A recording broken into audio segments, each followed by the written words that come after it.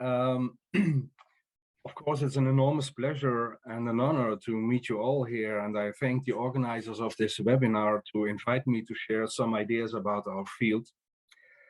A bit sad is the fact that according to our WACP schedule today, we were supposed to have our Congress. Unfortunately, due to COVID, we had to postpone it till next year, but I'm very confident that we meet in person in Rotterdam next year and looking forward to see that and to see you all. And I would like to share my screen now, and I hope you can see my presentation.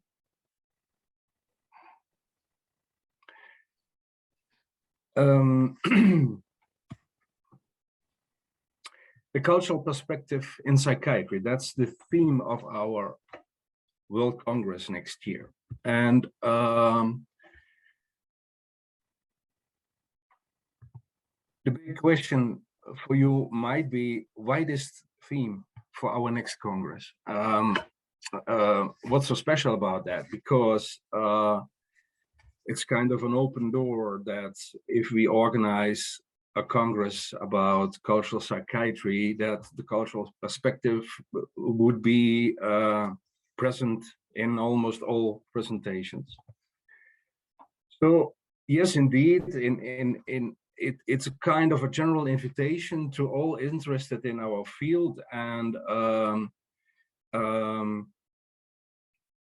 we don't want to exclude anyone regarding this topic. So yes, indeed, it is quite a broad definition of the theme of a World Congress, but at the other hand, there is also a very specific reason, and I would like to start with that, to elaborate on that a little bit. And there is a Dutch Council of Public Health and Society. It's an independent advisory board of the government and parliament, and they published a book a few years ago that is called No Evidence Without Context, about the illusion of evidence-based practice in healthcare. And what's so special about this book?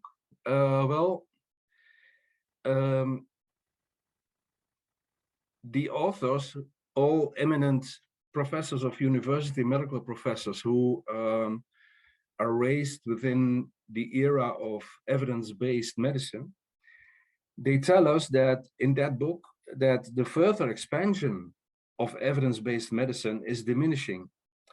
It does not answer all our questions. In real life, with real patients, we need additional resources outside the realm of evidence-based medicine.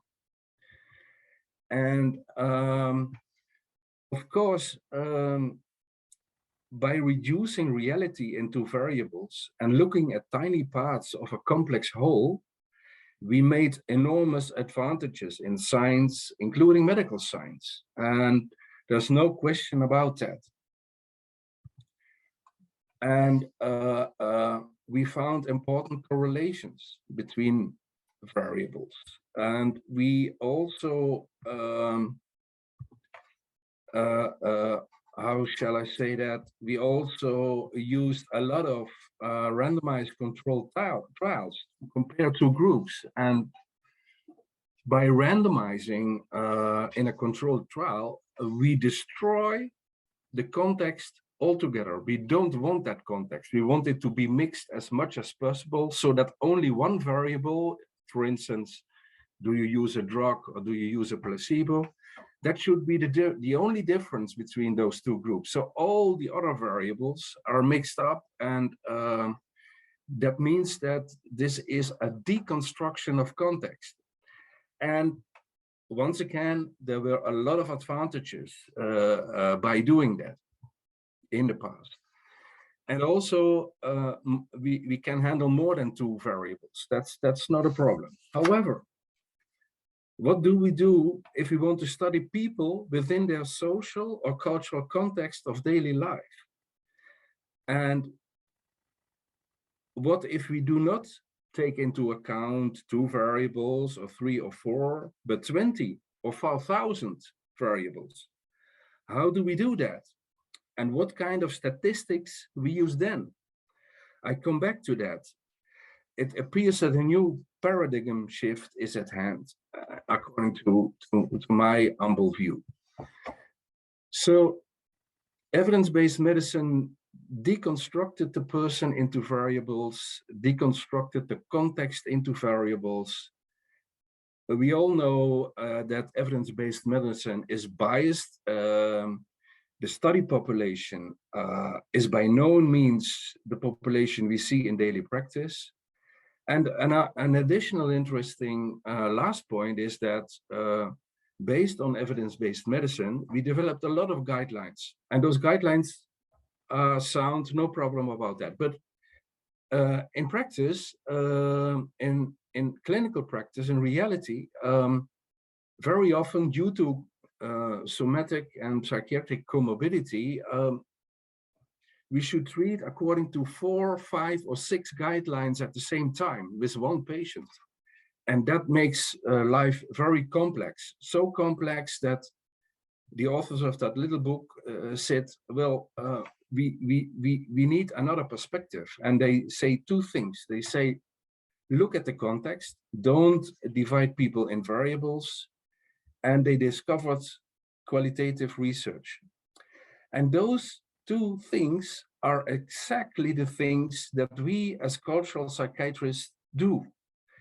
And that's the second very specific reason why we chose the cultural perspective, because we should be ready for mainstream psychiatry to consult us in the future, because of course there will be a few other developments as well, but I'm quite confident that mainstream psychiatry will move towards our discipline called cultural psychiatry for advice and help.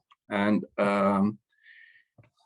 that's when context and culture come into play. I won't explain what culture is, but I want to say a few words about context. In semiotics, etc., context refers to those objects or entities which surround a focal event. In these disciplines, typically a communicative event of some kind, a sign, a symbol. So context is a frame that surrounds us and surrounds the event and provides resources for its appropriate interpretation. And we also use the term culture, and sometimes when we refer to context, we mean culture and the other way around. But what's the difference? It's important to explain that a little bit, in my view. So we have an event that could be, well, a symptom or a sign or an idiom of distress or a person. And we need a context to understand that person. And that context can be culture. And the culture formulation interview is an example of reconstructing certain cultural elements of a person and his problem, but it can also mean, we could choose another context, and that's, for instance, a socio-economic context. And as far as science is concerned, we also can see a symptom or a sign within the context of neuroscience, which is completely different. And we also could use molecular biology or whatever. So context and culture is not the same, but context is much broader than culture. That's one. So the 2 questions of today,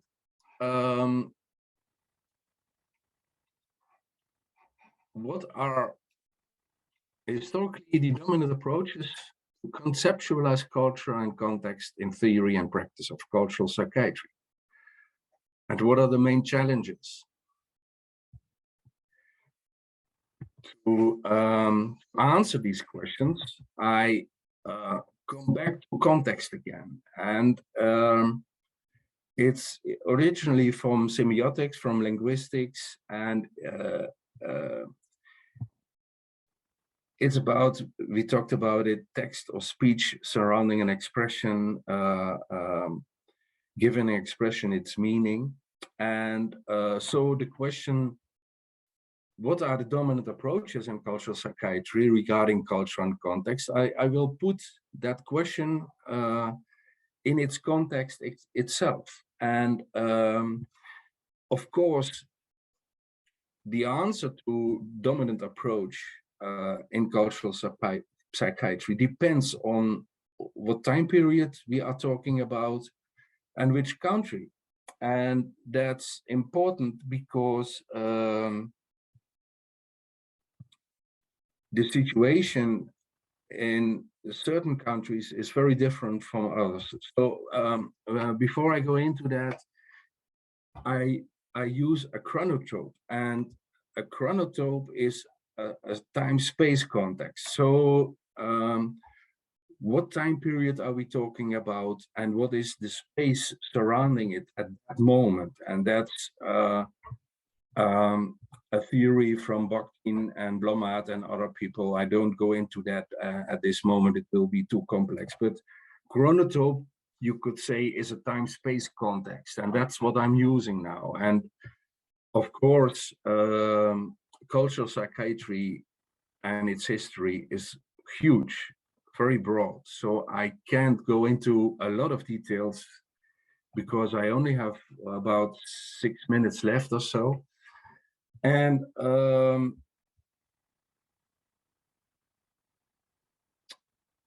if we look at the past, we do not discover the past, but we construct it. So as far as cultural psychiatry is concerned, we look back in time and see a certain tradition developing, and we name it in retrospect the development of a field called cultural psychiatry. So if we look at certain chronotopes, time periods in the past, a lot of us would argue that Kraepelin in 1904 started with comparative psychiatry and started, in fact, with the scientific discipline of cultural psychiatry. Later on came Georges Devereux in France, and he called it primitive psychiatry. Slotkin came with culture and psychopathology. Devereux later renamed his field ethnopsychiatry. And Whitcower, after the Second World War, when he moved from the Tavistock Clinic in England to McGill, he coined the term transcultural psychiatry. And then Murphy and Layton talked about cross-cultural psychiatry. And then in 1973, the term cultural psychiatry appeared. And in Kleinman's new movement, he calls it the new transcultural psychiatry in 77. But it's about the last 10 years that in our discipline, we see that we start to use cultural psychiatry more often, and it's becoming our dominant discourse. But already in 73, it was mentioned for the first time. But once again, it's very complicated to go into all of the history. And in our own research review, we have two beautiful overviews of the history of cultural psychiatry. So please have a look at that if you are interested in that. So let me make it a little bit simpler, because talking about the history of cultural psychiatry can take all day. I divided into 3 periods and look at the way we conceptualize context and culture in those 3 periods. And then, first of all, we have the last episode of our colonial era, and with our, I mean the European countries. And in that respect, Kraepelin visited a former Dutch colony nowadays known as Indonesia, Java. And what was quite dominant then was still a very ethnocentric view of the world and an ethnocentric superiority of the West. And all cultures were developing in a certain direction, and we were on top of that development. As Western countries, that was quite ethnocentric. And within that context of thinking, both within psychiatry as well as within the emerging anthropology, what was quite dominant was the opinion that psychiatric disorders are universal, but that we had to discover the pathoplastic aspects of culture, so that a depressive disorder in one culture will show up like this, and in another culture it will show up like that. That is comparative psychiatry, and that is the way we conceptualized culture and context back then. We saw an underlying universal disorder, but on the surface there were differences. That's phase one. Then, when our academic discipline called cultural psychiatry came into an academic sphere after World War II, and it was especially Wittgauer who did that in McGill, then we see that the alliance between anthropology and psychiatry grew much stronger. And that was because already before the Second World War, anthropologists led by Ruth Benedict started about 1930 a movement called Culture and Personality. And the dominant discourse was psychodynamics. And that gave anthropologists and psychiatrists a common ground to talk about. And the context was to understand the interaction between culture and psychopathology. And the last era was led by Kleinman, and that's where we are now nowadays, that we all think that psychiatric concepts, also our scientific Western ones, are culturally derived explanations, and we should be very careful to pinpoint them on other cultures. So there is a kind of cultural relativism nowadays. And we have a lot of advances made. We have a cultural formulation interview. We see a shift from cultural competence to structural competence, in which socioeconomic forces are more important. And whatever we do, we are putting a patient into a context and not isolating him. The main challenges are, we can follow the dominant scientific discourse of evidence-based medicine, and we do that in part. Look at Joan Zhao. In Nothia, she showed up at our second World Congress, and it was very impressive what she did. She saw associations of the serotonin transporter with individualism, collectivism, and she saw the amygdala response different in different cultures. Things like that. We sure will go on with that. But at the other hand, we'll have to develop. We are not ready to be a good example yet of mainstream psychiatry, because we need more developed research methods, new ways of thinking, and one of them is to not to dissolve context, but to look at it holistically. And one of the examples is complexity theories we could use. It's a nonlinear system, and that's where I'm going to end now with this slide. And maybe some of you know Schelling's model of ethnic segregation in a city. People, also if they are not racist or anything, but if you look at the color of your skin and you take black and white, whatever you do, if you think well, I want to live in a neighborhood where at least 3 people are white as well, like me, and 7 others may be black, no problem. If you think that, then automatically segregation will take place. Only if you are below the 3 people, so 2 or 1, then there will be no segregation, but 3, 4, 5 people, then there will be a segregation. And that's a kind of looking at reality that is taking into account a lot of variables at the same time. And that's one of the solutions scientifically. So the whole is more than the sum of its parts. And there's much, much, much more to say. But, I thank you for your attention, and I hope to see you in Rotterdam next year. And that's my little talk for today. Thank you very much.